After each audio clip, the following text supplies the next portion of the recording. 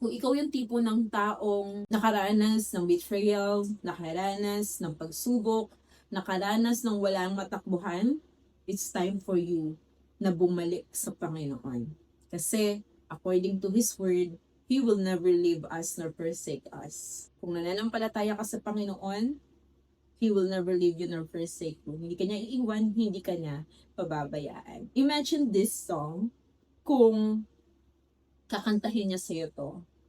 Hindi kita iiwan, hindi pababayaan. Pangakong hindi ka iiyak na kahit minsan. Hindi kita iiwan, hindi pababayaan. Diba?